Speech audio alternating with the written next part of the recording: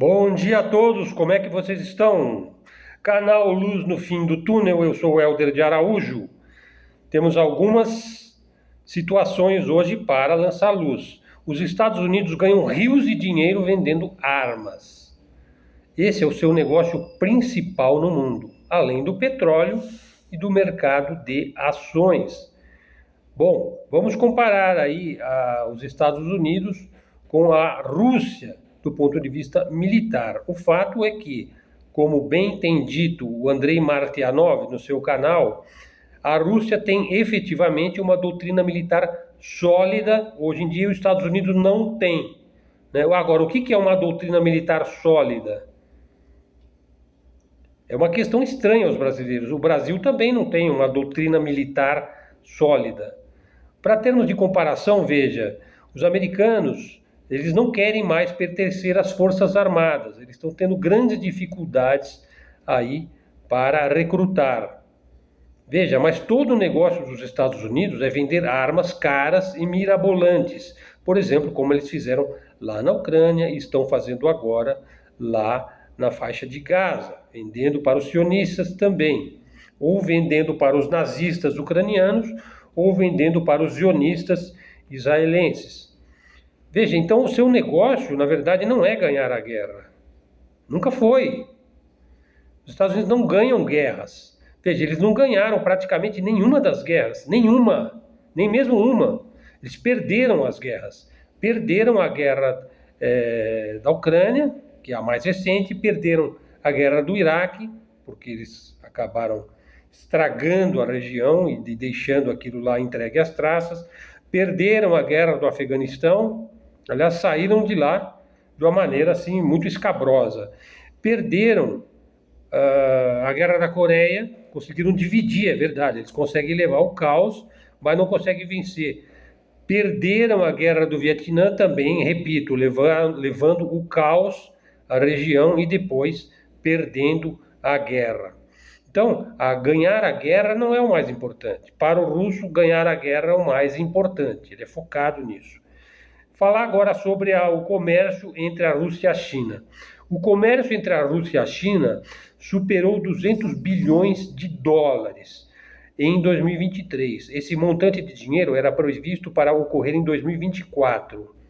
Veja, mas então por que eu vou focar agora na Rússia e na China? Por causa de sua parceria.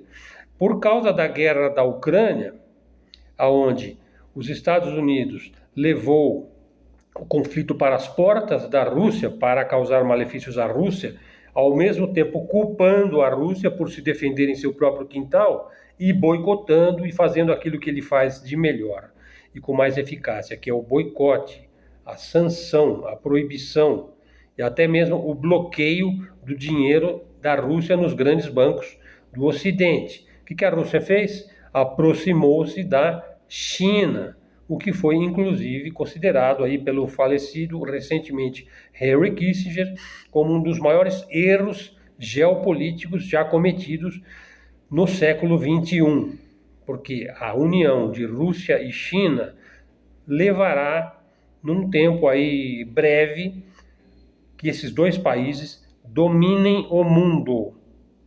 Dominem o mundo. Veja, a parceria se fortaleceu bastante agora na última delegação enviada a Pequim, né, com a presença aí do primeiro-ministro Mikhail Mishustin, que se encontrou com o presidente Xi Jinping. Então é uma cooperação estratégica e é uma série de novos projetos conjuntos ligados à nova Rota da Seda. Pessoal, e é impressionante a quantidade de trens-bala percorrendo aquela região assim, abarrotados de cargas para todo lado. Na Transiberiana, de norte a sul, estão construindo ferrovias na Ásia inteira. É uma coisa impressionante. E portos, e hidrovias, e rodovias, e ferrovias, enfim, e rotas, novas rotas vão surgindo. Você sabe, o BRICS agora, ele está também tendo novos parceiros, inclusive a Arábia Saudita e o próprio Irã. Então, pode-se dizer que os BRICS vão acabar superando o G7 e, ao mesmo tempo, a Europa vai se sendo colocada para escanteio, né, por sua própria livre e espontânea vontade. Aliás, não é livre, é uma vontade dominada aí pelo hegemon. O que é o hegemon? O hegemon é o excepcionalismo americano, é a maneira como eles se colocam no mundo, de uma maneira hegemônica, de uma maneira colonialista, de maneira a ser tutor dos outros países e não serem verdadeiramente parceiros, mas exploradores no pior sentido da palavra. O Putin chegou a brincar esta semana que aquelas regiões da Ucrânia, que eram conhecidas aí como a Transcarpácia é uma região ali no sudoeste da Ucrânia, que fazia parte da Tchecoslováquia, lá por 1920, 1930. Era um território conhecido por Rutênia, né, e que foi incorporado à Ucrânia em 1946, na época do Stalin. Né?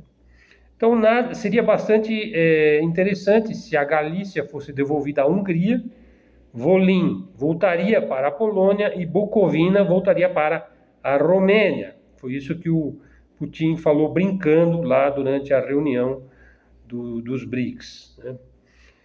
O fato é que esse ano os BRICS vão ser presididos aí pela Rússia e a Argentina pediu para sair dos BRICS porque ela acha que os BRICS não é o futuro, ela acha que o futuro é o dólar, é o neoliberalismo, é o excepcionalismo americano, enfim. Enquanto isso, o G7, onde a Argentina aposta suas fichas, vai encolhendo.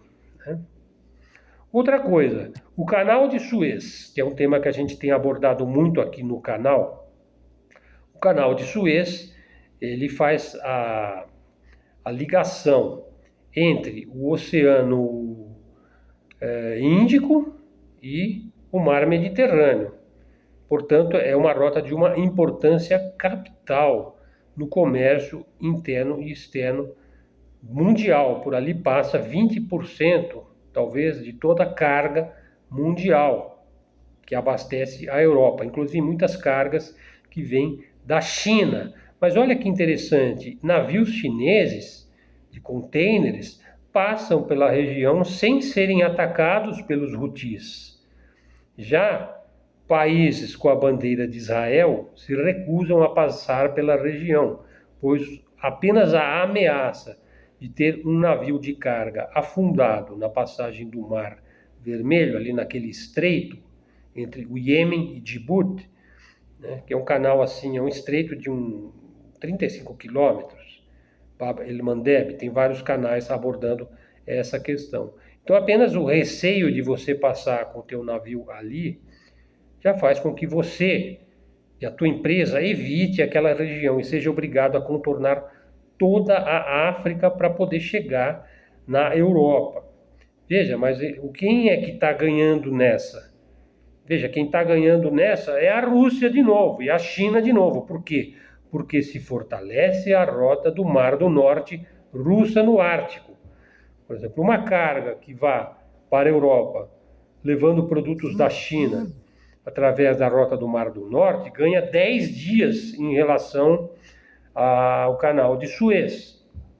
Portanto, isso corre em total sinergia com a intenção chinesa de desenvolver o braço ártico dos transportes mundiais. Mesmo na questão de carregamentos russos, por exemplo, de petróleo, né, como eu disse, pelo Ártico leva apenas 35 dias, enquanto que pelo canal de Suez, que está sob ameaça Houthi, você vai levar 45 dias. Então você vejam aí que os americanos estão se envolvendo lá no Iêmen, e isso faz parte de um grande jogo que envolve o grande comércio mundial, porque o grande negócio do mundo é o comércio, mais do que qualquer outra coisa, mais do que guerra, mais do que eleição, mais do que política. O mundo real, pessoal, é o mundo lá dos navios levando as suas cargas, trazendo o nosso celular, o nosso notebook, o nosso ventilador e a nossa comida. percorrendo aí os 7 mares, né? Bom, o fato é que a situação está neste pé. Falou-se muito nessa semana sobre a ilha da pedofilia de Brian Epstein, que é um queridinho aí da elite atlantista, né? Veja, agora tem um texto aqui muito interessante. Olha, o Vladimir Putin frequentava a ilha da pedofilia? Não. O Xi Jinping frequentou a ilha da pedofilia? Não. E o Ayatollah Khamenei do Irã? Não, também. E o Bashar al-Assad, que é o presidente da Síria? Não, também. E o Nicolás Maduro, da Venezuela, frequentava a ilha de Epstein? Não. E o Nasrallah, que é o líder aí da resistência palestina, frequentava a ilha Epstein? Não, também. E o Kim Jong-un, da Coreia do Norte, ele é pedófilo? Também não. E o Viktor Orbán? Também não. Quem que frequentava a ilha? Figuras de proa da elite política, econômica, jurídica, artística, científica aí dos Estados Unidos, da Grã-Bretanha e de Israel, principalmente, né?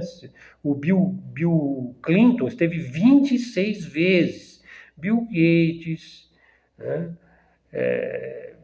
Parece haver uma depravação, uma perversão, uma corrupção moral entre os sacrossantíssimos liberal-democratas e neocons do mundo ocidental, ao passo que aqueles que são chamados de ditadores, autoritários, fascistas, comunistas e que são perpetuamente demonizados aí pela mídia sionista, né? E os malvados aí, engraçado porque moralmente eles são responsáveis, né? Agora, quem viola criança traficada por Brian Epstein, os ocidentais. Agora, olha só, o advogado que vai defender o Estado de Israel contra a acusação de genocídio, sim, Israel está sendo oficialmente acusado de genocídio pela ONU e outros órgãos de direitos humanos de nível institucional global. O advogado que vai defender Israel da acusação comprovada de genocídio na faixa de Gaza, o Alan Dershowitz não só era um dos clientes de Brian Epstein na ilha da pedofilia, inclusive tem fotos dele entrando num dos clubes privê de pedofilia da elite em Nova York, mas ele está especificamente envolvido em abusos pedófilos. Esse é o advogado que vai defender o Estado de Israel, pois que o Estado sionista de Israel é um Estado pedófilo. A gente tem que falar a verdade aqui. E é por isso, então, que a gente chega à conclusão que entre todas as civilizações contemporâneas ou antigas, a ocidental se comporta como a pior, a mais vil e a mais demoníaca. E por que assim? Porque ele se colocou sempre como o detentor da suprema virtude. Mas quem é que se coloca como o detentor da suprema virtude? Bom, esse é o esporte preferido daquele famoso anjo caído, bíblico, né? Lá da antiguidade, né? E o Estado argentino, para terminar o meu vídeo, financiava a Igreja Católica, né? A religião nacional tradicional e fundacional da pátria argentina, e aliás de toda a América Latina. Isso acabou. Com Milei, o neopentecostalismo cresce adoidado e vai metendo o apocalipse sionista nas cabeças dos infelizes, que já são 15% da população. Pessoal, o vídeo ficou com 2 minutos a mais, porque o meu objetivo é fazer com 12 minutos. Vamos pensar entre 10 e 15 minutos. Agradeço a atenção de todos e traga um seguidor para o canal, faça um comentário. Se gostou, dê um like no nosso canal, recente e ainda no seu princípio. Fazemos vídeos diários sobre assuntos de geopolítica, política, atualidades. Fiquem conosco. Então, até a próxima. Fiquem com Deus.